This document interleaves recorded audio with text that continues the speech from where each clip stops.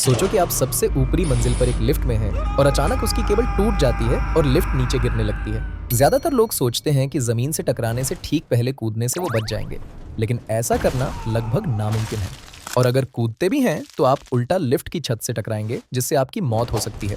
बचने का सिर्फ एक ही तरीका है कि आप तुरंत लिफ्ट के फर्श पर अपनी पीठ के बल सीधे लेट जाएं। ऐसा करने से टक्कर का भारी इम्पैक्ट आपके किसी एक हिस्से पर नहीं, बल्कि पूरे शरीर में फैल जाता है। इससे आपकी रीढ़ की हड्डी बचने की संभावना सबसे ज्यादा होती है। हाँ, इसमें दर्द जरूर होगा, लेकिन इससे आपकी जान बच जाएगी। 2+2 5 होता है। नहीं, 4 होता है। तुम्हें लगता है कि स्मार्ट लोगों को बेवकूफ बनाना मुश्किल है? गलत। असल में वो अपनी गलतियों पर सबसे ज्यादा भरोसा करते हैं। इसे कहते हैं हाइपर करेक्शन इफेक्ट।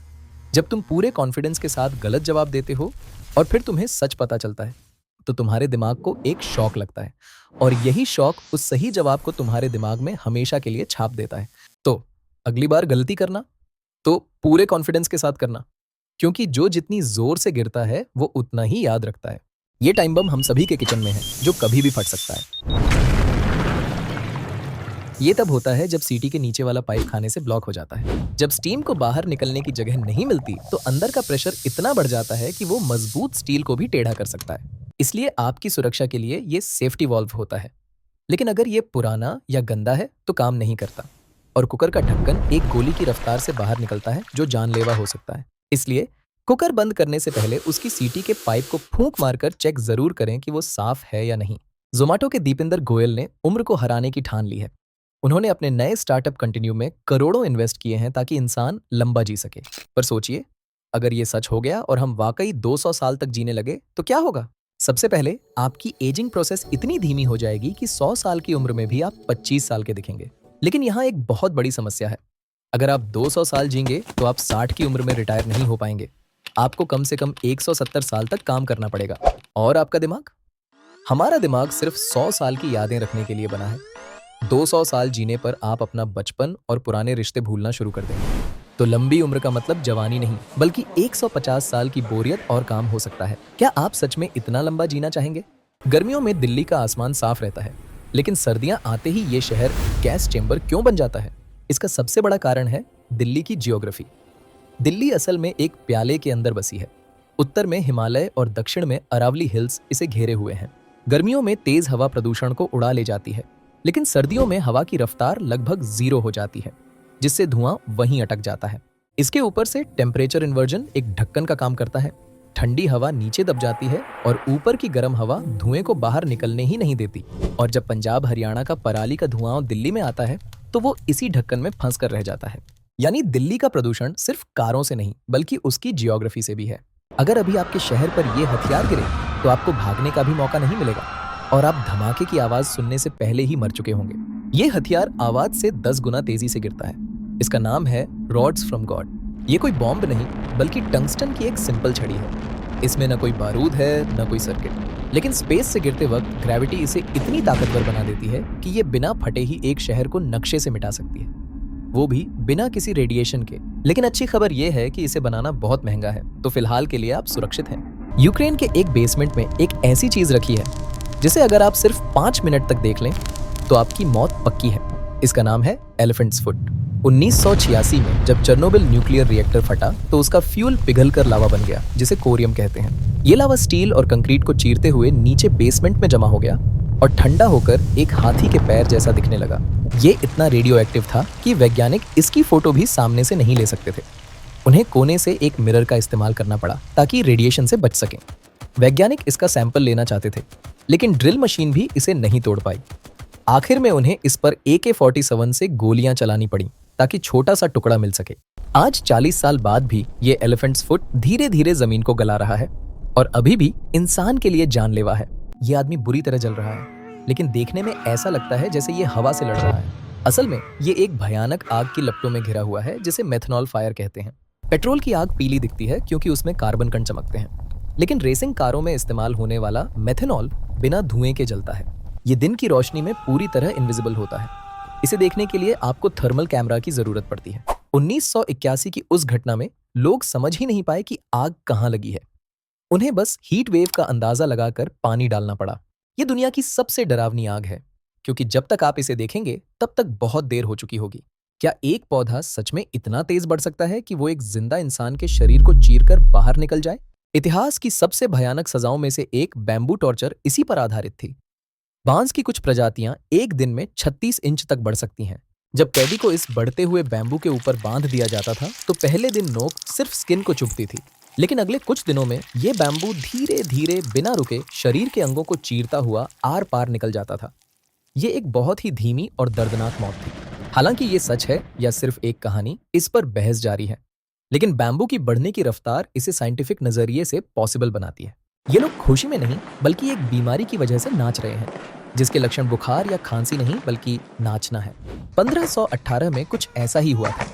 ये एक महिला से शुरू हुआ और देखते ही देखते 400 लोग सड़कों पर पागलों की तरह नाचने लगे। वो रुकना चाहते थे, रो रहे थे, लेकिन उनके पैर उनके काबू में नहीं थे। उनके शरीर अंदर से टूट रहे थे। कई दिनों तक लगातार नाचने से मांसपेशियां फट गईं, हड्डियां टूट गईं और थकान के कारण दिल ने जवाब दे दिया। उस समय के डॉक्टरों ने एक भयानक गलती की। उन्हें लगा कि और नचाने से ये बीमारी ठीक हो जाएगी, इसलिए उन्होंने म्यूजिशियंस को बुला लिया, जिसने आग में घी का काम किया। रोजाना दर्जनों लोग नाचते नाचते मर गए। आज भी वैज्ञानिक पक्के तौर पर नहीं जानते कि ये कोई जहरीला फंगस था या सामूहिक पागलपन। ये इतिहास का सबसे अजीब और डरावना डांस था जो मौत पर जाकर रुका। जब एक जहरीले सांप का जहर इंसानी शरीर में जाता है तो क्या होता है? ये एक्सपेरिमेंट रसेल वाइपर के जहर के साथ किया गया है, जो भारत में सबसे ज्यादा लोगों की जान लेता है। सिर्फ कुछ ही सेकंड में ये जहर खून को जमाकर जेली बना देता है। ऐसा इसलिए होता है क्योंकि इस जहर में हेमोटॉक्सिन होता है, जो खून जमाने वाले एजेंट को एक्टिवेट कर देता है। शरीर के अंदर ये खून को इतना गाढ़ा कर देता है कि दिल उसे पंप नहीं कर पाता और इंसान की मौत हो जाती है। इसीलिए खेतों में चलते वक्त हमेशा जूते पहने और सावधान रहें। क्या आप यकीन करेंगे कि शादी में बजने वाला ये तेज डीजे किसी की जान ले सकता है? ये कोई कहानी नहीं, बल्कि हाल ही में हुई कई असली घटनाओं का सच है। लोग नाचते नाचते गिर रहे हैं और उनकी मौत हो रही है। इसका कारण है आवाज का प्रेशर। जब आप बहुत तेज आवाज, खास तौर पर बेस के बहुत करीब होते हैं, तो साउंड वेव्स आपकी छाती से टकराकर सीधे आपके दिल तक पहुंचती है। ये वाइब्रेशन दिल के नाजुक इलेक्ट्रिकल सिस्टम को बिगाड़ सकता है, जिससे दिल धड़कना बंद कर देता है। इसे ही कार्डियक अरेस्ट कहते हैं। तो अगली बार डीजे के पास नाचने से पहले अपने दिल के बारे में जरूर सोचना। अक्सर बर्फ में जमी लाशों के कपड़े उतरे हुए क्यों होते हैं? जब इंसान को बहुत ज्यादा ठंड लगती है तो शरीर गर्म खून को हाथ पैरों से खींचकर दिल और दिमाग के पास जमा कर लेता है। लेकिन एक वक्त आता है जब नसें सिकुड़ सिकुड़ कर थक जाती हैं और अचानक हार मान लेती हैं। जैसे ही नसें खुलती हैं, अंदर का गर्म खून एक बाढ़ की तरह ठंडी स्किन की तरफ दौड़ता है। इससे उस मरते हुए इंसान को अचानक भयानक गर्मी महसूस होती है। उसे लगता है कि वो जल रहा है, इसलिए वो अपने कपड़े उतारकर फेंकने लगता है। इसे पैराडॉक्सिकल अनड्रेसिंग कहते हैं, दिमाग का एक आखिरी धोखा जो मौत को और करीब ले आता है। अगर आपको भी स्विमिंग करना पसंद है तो इस दिमाग खाने वाले नन्हे मेहमान से बचकर रहना। ये खतरा तब शुरू होता है जब आप रुके हुए या गंदे पानी में डुबकी लगाते हैं और गंदा पानी जोर से आपकी नाक से होकर अंदर घुस जाता है। इस पानी में नेग्लेरिया फाउलरी अमीबा हो सकता है। ये आपकी नाक की नसों को पहचानकर उसे पकड़ लेता है और इन्हीं नसों को सीढ़ी बनाकर ये सीधे ऊपर चढ़ता है और आपके दिमाग के अंदर घुसकर उसे खाना शुरू कर देता है। इससे दिमाग में भयानक सूजन आ जाती है। ये इतना जानलेवा है कि इससे बचने के चांसेस सिर्फ 3% है। इसलिए रुके हुए या गंदे पानी में डुबकी लगाने से बचें।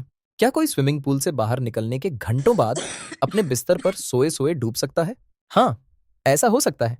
ये तब शुरू होता है जब तैरते समय गलती से थोड़ा सा पानी पेट की जगह विंड पाइप में चला जाता है।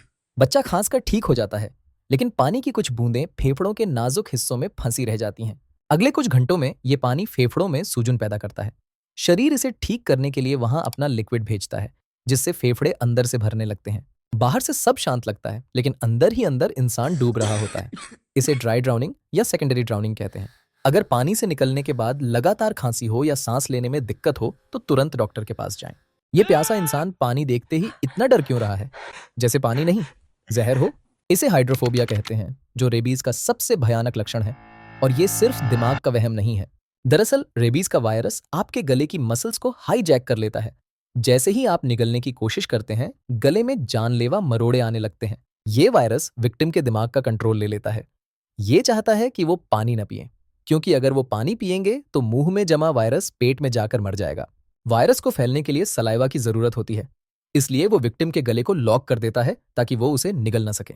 एक बार सिम्टम्स दिखने पर इसका कोई इलाज नहीं है। कुत्ते के काटने पर तुरंत डॉक्टर के पास जाए। ये इंसान सच में पत्थर बन रहा है और ये मेडिकली पॉसिबल है। इसे स्टोन मैन सिंड्रोम कहते हैं। इसमें शरीर की मसल्स धीरे धीरे ठोस हड्डी में बदलने लगती हैं। एक छोटी सी चोट लगने पर भी शरीर वहां मांस के बजाय हड्डी बना देता है। धीरे धीरे 1 सेकंड स्केलेटन आपके असली कंकाल के ऊपर उगने लगता है। सबसे डरावनी बात, डॉक्टर इस एक्स्ट्रा हड्डी को काट कर निकाल नहीं सकते, क्योंकि सर्जरी से ये बीमारी ज्यादा गंभीर हो जाती है और हड्डी तेजी से बढ़ने लगती है। आखिर में इंसान का पूरा शरीर लॉक हो जाता है। वो हिल नहीं सकता, झुक नहीं सकता, यहाँ तक कि जबड़ा भी हमेशा के लिए बंद हो जाता है। ये दुनिया की सबसे रेयर और दर्दनाक बीमारियों में से एक है। टिटनेस के मरीजों के चेहरे पर अक्सर ये भयानक स्माइल क्यों देखी जाती है? ये कहानी शुरू होती है एक जंग लगी कील या गंदे लोहे से कट लगने से, जिससे टिटनेस का बैक्टीरिया खून में घुस जाता है। ये बैक्टीरिया एक जहर छोड़ता है जो आपके दिमाग के मसल्स ऑफ स्विच को तोड़ देता है। यानी आपकी मांसपेशियां टाइट तो हो सकती हैं, लेकिन रिलैक्स नहीं हो सकती। सबसे पहले ये जबड़े पर असर करता है। जबड़ा इतनी जोर से लॉक हो जाता है कि आप मुंह भी नहीं खोल सकते। फिर ये चेहरे की मसल्स को पीछे खींच देता है, जिससे एक दर्दनाक ना मिटने वाली मुस्कान बन जाती है, जिसे रेसुस सार्डोनिकस कहते हैं। इसका कोई इलाज नहीं है, सिर्फ बचाव है। इसलिए चोट लगते ही टेटनस का इंजेक्शन जरूर लगवाएं। क्या आप भी रात को मच्छर भगाने वाली ये कॉइल जलाकर खिड़की दरवाजे बंद करके सोते हैं? तो आप मच्छरों को नहीं बल्कि खुद को मार रहे हैं। रिसर्च कहती है कि एक कॉइल का धुआं करीब 75 से 100 सिगरेट पीने जितना खतरनाक हो सकता है। बंद कमरे में ये कॉइल भारी मात्रा में PM2.5 और कार्बन मोनोऑक्साइड छोड़ती है। ये पार्टिकल्स इतने छोटे होते हैं कि ये फेफड़ों की गहराई में जमकर सांस लेने की क्षमता को कम कर देते हैं। इसमें एल्डिहाइड और फॉर्मेल्डिहाइड जैसे केमिकल होते हैं जो लंबे समय में अस्थमा और फेफड़ों का कैंसर भी बना सकते हैं। इसलिए अगर कॉइल जलानी ही है तो खिड़कियां खुली रखें या फिर मच्छरदानी का इस्तेमाल करें। क्या कभी किसी ऊंची इमारत या पहाड़ के किनारे खड़े होकर आपको अचानक नीचे कूदने का मन किया है और फिर अगले ही पल आप डर जाते हैं कि मैं ऐसा क्यों सोच रहा हूँ? क्या मैं पागल हो गया हूँ? घबराइए मत, आप अकेले नहीं हैं। साइंस में इसे लपेल्डुवीड या the call of the void कहते हैं। ये कोई खुद को नुकसान पहुंचाने का ख्याल नहीं है। जब आप ऊंचाई देखते हैं तो आपका दिमाग तुरंत खतरे का अलार्म बजाता है, पीछे हटो। लेकिन 1 सेकंड के 100वें हिस्से बाद आपका लॉजिकल दिमाग समझता है कि रुको, यहाँ रेलिंग है, मैं सेफ हूं। इस कंफ्यूजन को ही आपका दिमाग कूदने की इच्छा समझ बैठता है। ये दरअसल सबूत है कि आपका दिमाग आपको बचाना चाहता है। कहते हैं बच्चा पैदा होने के बाद माँ के शरीर से अलग हो जाता है, लेकिन साइंस कहती है कि वो कभी अलग नहीं होता। प्रेगनेंसी के दौरान बच्चे की कुछ सेल्स माँ के खून में मिल जाती हैं और उसके पूरे शरीर में फैल जाती हैं।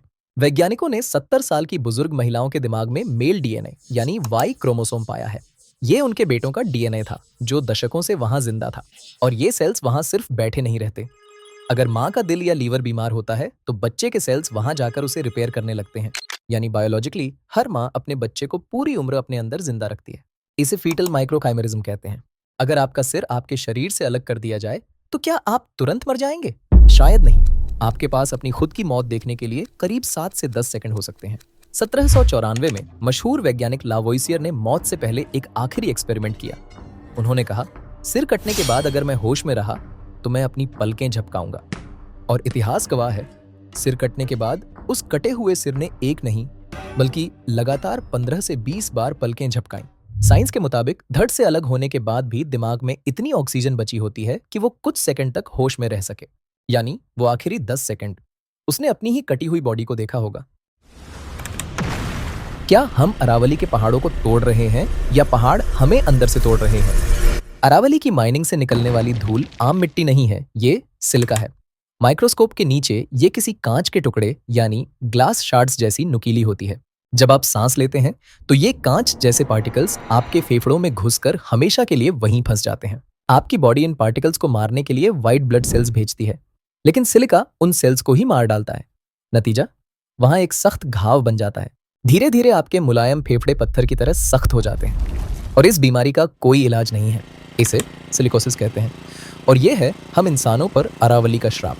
जब हार्ट अटैक आता है तो दर्द छाती से पहले आपके लेफ्ट हाथ में महसूस होता है। ज्यादातर लोग इसे नॉर्मल मसल पेन समझकर इग्नोर कर देते हैं और यही सबसे बड़ी गलती होती है। साइंस में इसे रेफर्ड पेन कहते हैं। असल में हमारे दिल और लेफ्ट हैंड की नसें रीढ़ की हड्डी में एक ही जगह जाकर मिलती हैं। जब दिल से मदद का सिग्नल आता है तो हमारा दिमाग कंफ्यूज हो जाता है। उसे लगता है कि ये दर्द दिल से नहीं बल्कि हाथ से आ रहा है, जैसे क्रॉस्ड कनेक्शन हो गया हो। ये कंफ्यूजन सिर्फ हाथ तक सीमित नहीं है, कभी कभी ये दर्द जबड़े, गर्दन या पीठ में भी महसूस हो सकता है। इसलिए अगर बिना चोट लगे बाएं हाथ या जबड़े में अजीब सा भारीपन या दर्द हो तो उसे इग्नोर न करें। तुरंत चेकअप कराएं। सोचें कि आप भोपाल में सो रहे हैं। अचानक आपकी नींद एक तीखी जलती हुई स्मेल से खुलती है। जैसे ही ये गैस आपकी आंखों और गले के संपर्क में आती है, ये तेजाब बन जाती है। आपकी आंखें जलने लगती हैं, आप अंधे होने लगते हैं। आप सांस लेने की कोशिश करते हैं, लेकिन आप हवा नहीं, बल्कि मेथिल आइसोसाइनेट जहर अंदर खींच रहे हैं। ये आपके फेफड़ों को अंदर से पिघला रहा है। आपका शरीर खुद को बचाने के लिए फेफड़ों में पानी भर देता है। नतीजा, आप जमीन पर खड़े खड़े अपने ही शरीर के लिक्विड में डूबने लगते हैं। उस रात हजारों लोग ऐसे ही मारे गए। ये इतिहास की सबसे भयानक इंडस्ट्रियल दुर्घटना थी।